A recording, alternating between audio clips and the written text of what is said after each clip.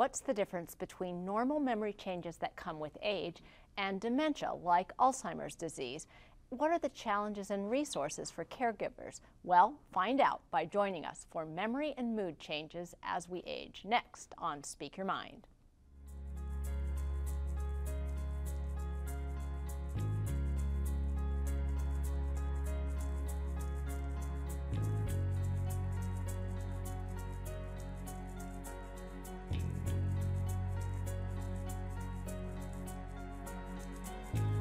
Welcome to Speak Your Mind. I'm Dr. Carolyn Phelps, licensed psychologist with the Human Development Center. Do you have questions about what is normal, what to expect, and what can help an aging person's memory and mood? Well, you've come to the right show. Tonight, we're talking about mental health issues in the older adult, and we're going to focus specifically on memory and mood changes. If you have a question or a comment on our topic, call the numbers on your screen right now. Locally, dial 218-788-2844 or call toll-free at 1-877-307-8762. And you can also text us your questions or email them using the number or address listed at the bottom of your screen. Now, we'll take your questions throughout the show, but we're only going to be answering them in the second half of our show. But you can start calling now. It's really okay. We're going to meet our first panel of guests. Wendy Runke is the Community Engagement Manager for our region's chapter of the Alzheimer's Association, and she began her work with the association following her mother's diagnosis of Alzheimer's disease. And Paul Frost is here to share his experience of caring for his wife who's living with Alzheimer's disease. Thanks to both of you for coming out on this snowy evening, this snowy winter evening in the Northland here. And I think a really nice place to start would be, I'd like to hear from each of you, but Wendy, we'll have you go first on what was it like for you when you first heard that your mother had been diagnosed with Alzheimer's disease? Well, that's a good question, but it's been so long now, I'm having a hard time remembering, but my grandma had Alzheimer's, and so I knew about Alzheimer's before most people had ever even heard of it. And her mother, my grandpa used to say she was a little touched, and she actually ended up in Moose Lake. But when my mother started showing signs, I kind of noticed. So by the time she was diagnosed, I'd kind of already figured it out. And she was so fearful of the disease that she did her best to keep it hidden. To try to hide Yes. that, which I also understand is not that uncommon. And what was your reaction? Well, as Wendy said, it was a slow process. I first didn't even realize what the problem was until at bridge she'd forget what she'd already played, and all of a sudden memory started getting worse. It's such a gradual process, and we go back 7 or 8 years. 7 or 8 years since your wife was first diagnosed with that. And I think a lot of people it takes them a while to get the diagnosis. Mm-hmm. And was that true for your mother as well? Absolutely, and she absolutely refused to have her daughters go with her to the doctors. And finally, when it got to the point where she was willing to do that, I went with her to the doctor. And her doctor said to me, "Oh, I've been wondering why she didn't bring someone along." And but my mom was still not wanting anybody to be there. And every time he asked me a question and I responded, she would, "This is my appointment." You know, I mean, she just was so fearful of losing control of everything is what she was fearful of. So it's true. What kind of emotional reaction, Paul, did you go through initially when you heard that Ginny had Alzheimer's? Well, it's difficult to answer because there are so many emotions. Again, it's such a gradual process. I think I probably didn't want to admit that there was a problem, that it was just elderly memory loss, and didn't realize things would continue to get worse as they have. But it's devastating in many ways because it eliminates your social life. It eliminates contact with other people. It becomes a 36-hour job. Now, you're caring for your wife in your home. Yes, yes. And I like how you said it becomes a 36-hour job, because I think that must be what it feels like. You know, that it sure there's a day and a half packed into one day. Today's been there. one of those days. Yeah, and today's been one of those days. And tell me some of the challenges that you have faced as a caregiver. I think probably learning to have patience. It's so easy to not understand where my wife's coming from. And it's very easy for me to get irritated when she asks the same question several times. Wandering is also a problem, and I've got alarms in all the doors. But recently I found the Benedictine Health Care Center, which Ginny has been to 3 times now and just loves it. And that gives me half a day of relief. And so that's been a good added resource then Oh, it's for been you. wonderful. And you have provided some care for your mother as well? Well, I have. I mean, I visit her. She's in a memory care place, but I visit her 4 times a week. Mm-hmm. And I had her stay in my home probably 6 years ago now for a month, but she ran away about 6 times in that month, and it just wasn't going to work out. And one of the problems was nothing was familiar, so she spent her entire day trying to escape. And that's real different than Paul's situation. Yes, right? yes. Where at the very least, Paul is familiar. Yes. To his wife, as living with on a day-to-day basis. Then, and so it's really interesting to have both of you here, because you have different stories just about how this has played out and the roles that you have played. Not just different because of husband and daughter, but as a person who was able to say, this isn't going to work in my home. And I think a lot of people struggle with that decision. Tell me a little bit about how you were able to come to that decision. Well, the only way I think it would have worked, I mean, if I would have given up my life and resigned from my job, I could have cared for my mom in her home, and it may have worked. But I wasn't at a place in my life I was willing to do that. And seriously, that's what it takes. Yeah, and right. It's the only... each time my mom has had to move, because she started in assisted living and then memory care and now in advanced memory care. Each move is really hard on people, and I still remember we were walking down the road, and she has expressive aphasia, so she understands what you say to her, but very little of what she says is understandable. But she stopped and she turned and looked at me and she said, "Nothing is familiar." After a move, and I just said, Scary. That's right, nothing is familiar. And you recently moved to this area.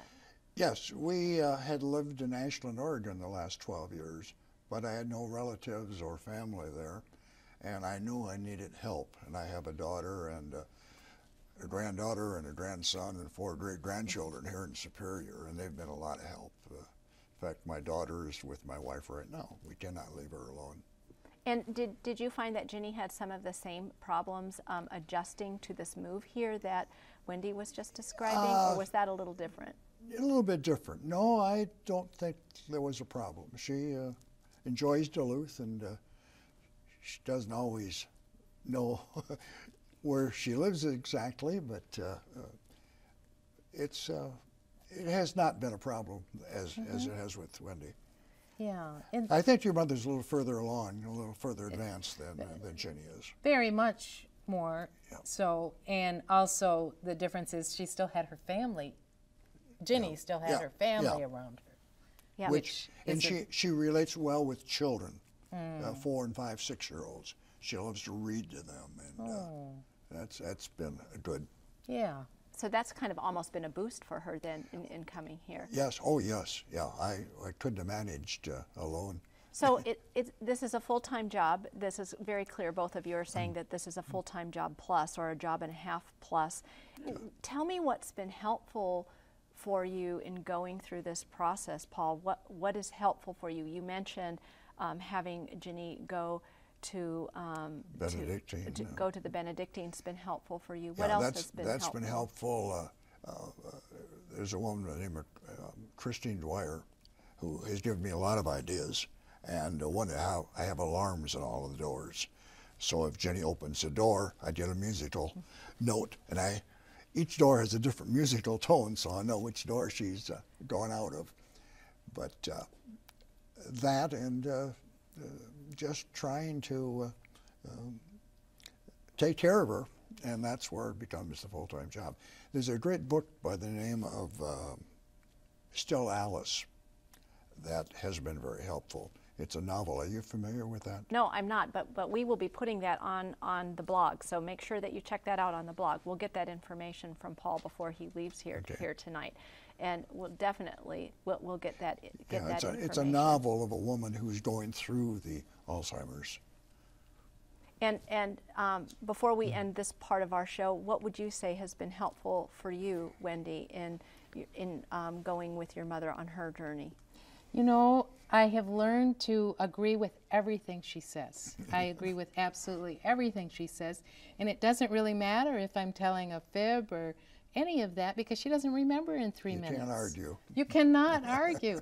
And also, when here's just that I've learned to respond to how she's feeling at this moment in time, and I empathize with her where she's at, and she can totally shift into a more positive place just by being validated that way. And I love what you said about it, about the agreement, because that just takes the argument right out of the air. Then, right? You agree with everything? Yes, isn't that terrible? It's hard sometimes. Oh, I don't like it when that happens. Yeah, I think I'm going to have Wendy come live at my house so that she can disagree with everything I say then too. Then, if that would be part of the deal. Well, we're going to take a brief break and come back with some other guests. So it's snack time for you guys, and thanks so much for Paul for joining us tonight. Welcome.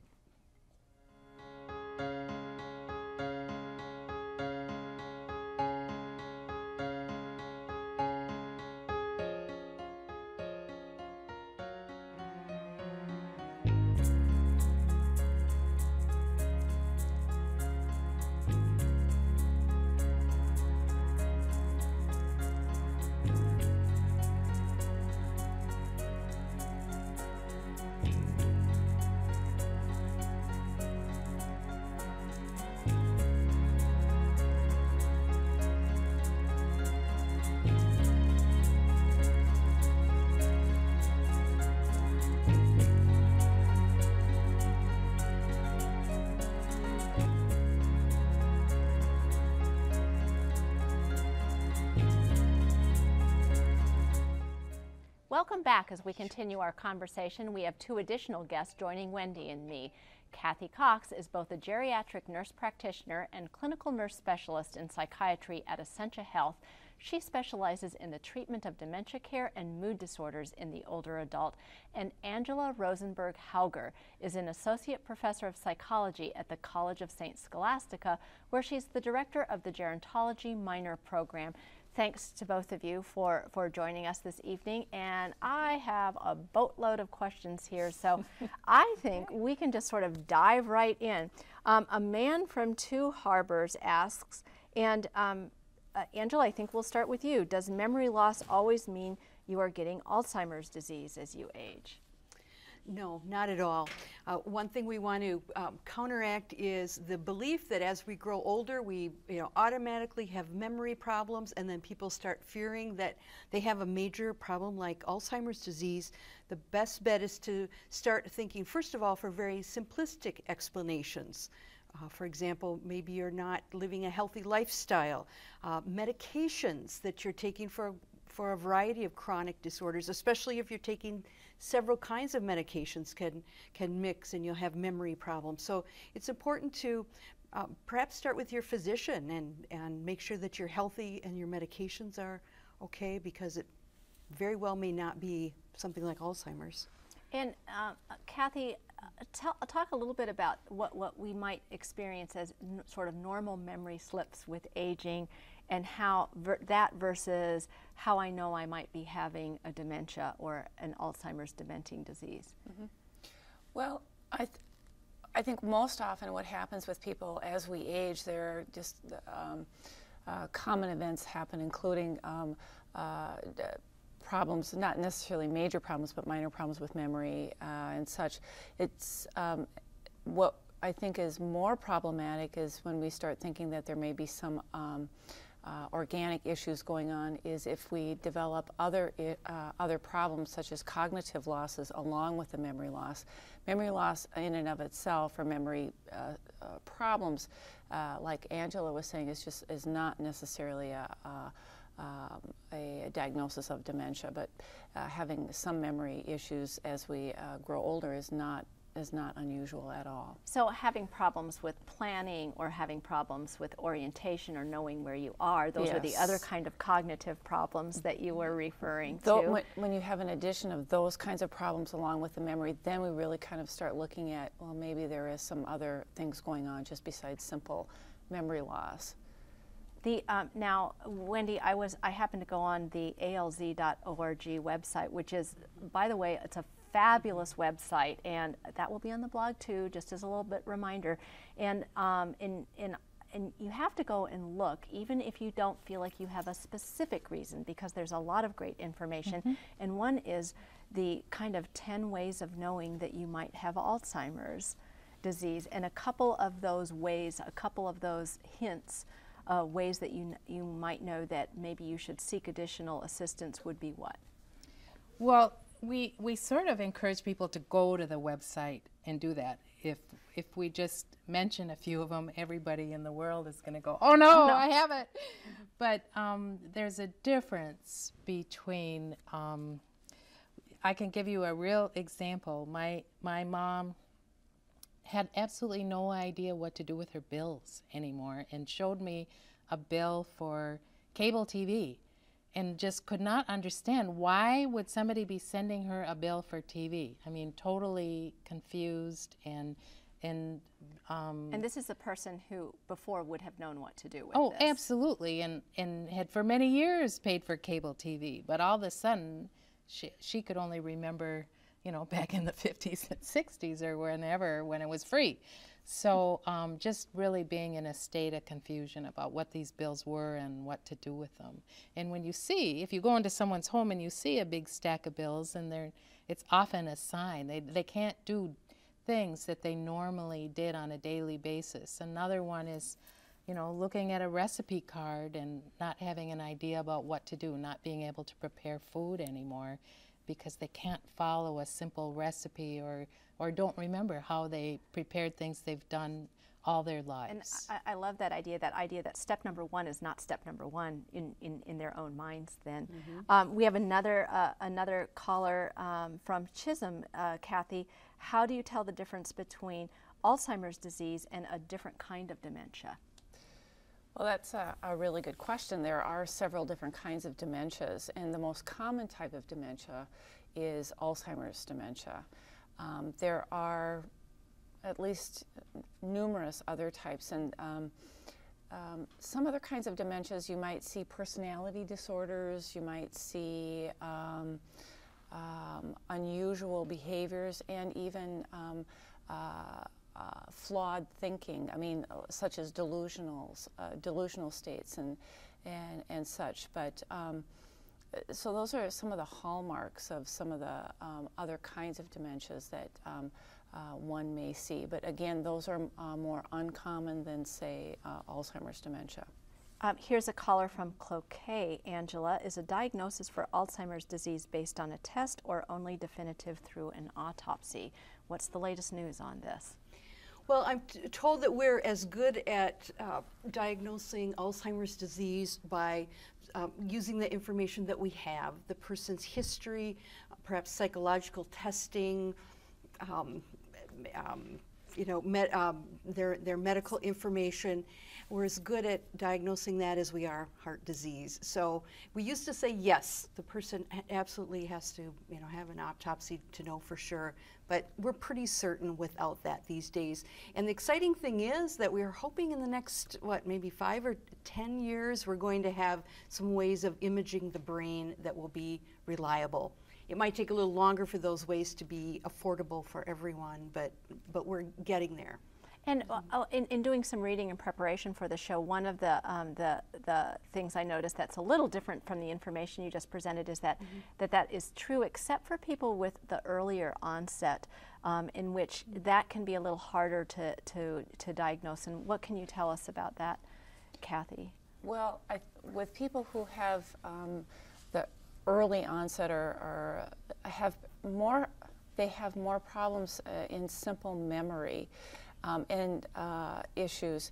These are people that may not necessarily go on to have Alzheimer's disease, but there's a certain proportion that most probably will.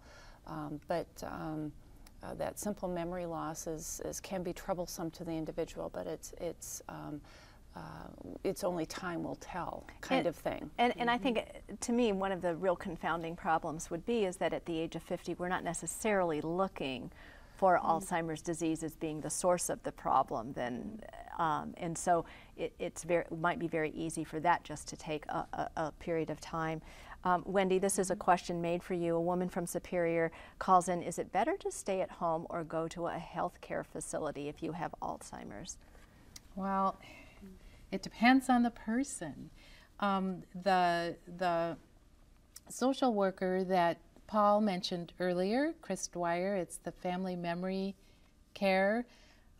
She can meet with families over a period of years and meet with extended family members and make plans. And when people work with someone like that, 30% of the people are able to care for their loved one in their home for the duration of the illness, and another 30% on average can care for their loved one in their home for a year and a half longer. So definitely it's better for the person with the disease to be cared for in their home where things are familiar. That familiar word is really important. To retain what is familiar really goes a long way. But personally, I think for some people, they do better going into a nursing home, for example, instead of, through assisted living and other things, because each change that the person goes through, there's a decline that goes with it. So I don't really know, but I know that each move my mother has been through has been very hard on her. Well, and I think part of what you're saying is that it really depends. It depends. It depends on if you are the potential caregiver or the family members. It depends on what your personal situation is. Comment a little bit about that. It also depends on the person's symptoms. Some people get their nights and days very mixed up. And so they're sleeping, napping throughout the day, awake all night. That's very hard for a caregiver. Our wandering is very common. It can be dangerous. So it certainly depends on the symptoms, the family's resources, a number of different factors. Yep. What do we know, Kathy, about treatments for Alzheimer's? Well, at this point in time, in terms of treatment, we look at treatment in probably in a multifactorial methodology. First, we look at treating the cognition or the cognitive disability through, we can use medications, something as simple as Aricept or Namenda. We can use those medications to kind of help the progression of the disease, so it's not, the disease progresses, but we are able to maintain function a little bit longer. Other things that we want to look at too with individuals who have dementias are looking at their anxiety and depression, because certainly people in late life can develop depression, and certainly people with Alzheimer's disease can develop a depression. And we need to be quick in recognizing that and managing that and treating that, along with the anxiety symptoms. But certainly there are, different kinds of medications, but also being in a very supportive environment are extremely important for individuals who have a dementia. And the Alzheimer's Association here in this region, because we're running way short of time, and I'm going to start getting the wrap it up or sign in any second. That's available for family members? Yes, we have support groups in the evening, and we have support groups in the afternoon. And we also have a group called Meetup that is for the caregivers and the person with Alzheimer's to get together and socialize on a monthly basis. That sounds wonderful. Yeah. Wonderful. And then the thing I'm going to make Wendy promise, of course, is that she'll give me that information so I can write it in the blog so that it's available and so that you're not going like rewind on the DVR and then go back. This is like we should have like a part A and a part B show, and I did not plan that well, so that means next year you'll need to be tuning in again because we are going to be doing a 4th season eventually here. Lots of really great information for you out there just about the differences in memory changes and specifically a lot about Alzheimer's disease. Thanks so much to all of you for being here, and don't forget to visit us on the web at speakyourmindonline.org, where you can find a schedule of our topics and resource links and read my blog like I've been saying all night tonight, the place where I'm going to answer more of your questions. You can also email us your questions about next week's show when we're going to be talking about demystifying schizophrenia. I'm Dr. Carolyn Phelps. Thanks for watching and good night.